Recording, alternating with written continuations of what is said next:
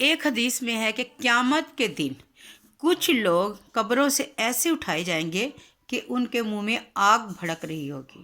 کسی نے پوچھا یا رسول اللہ یہ کون لوگ ہیں؟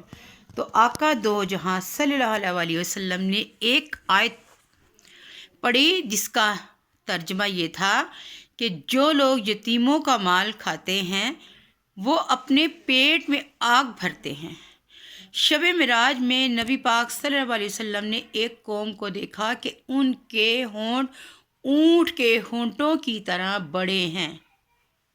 وہ فرشتے ان پر مسلط ہیں کہ ان کے ہونٹوں کو چیر کر ان میں آگ کے بڑے بڑے پتھر ٹھونس رہے ہیں کہ وہ آگ منہ سے داخل ہو کر پخانے کی جگہ سے نکلتی ہے۔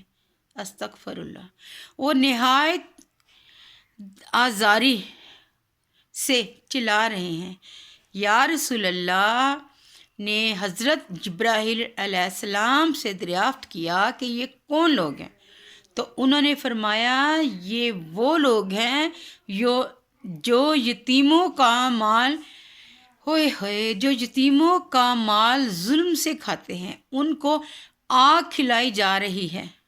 ایک حدیث میں ہے کہ 4 قسم کے آدمی ایسے جن کو جنت میں داخل نہیں کریں گے، نہ جنت کی نعمتیں ان کو چکھنا پڑیں گی۔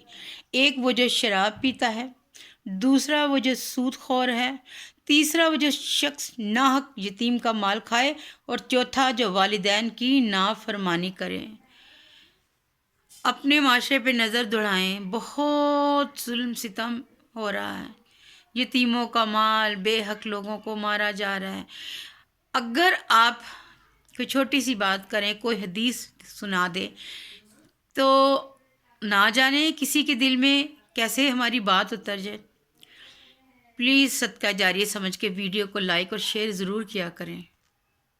اللہ آپ کا حامی و ناصر ہو۔ اللہ حافظ۔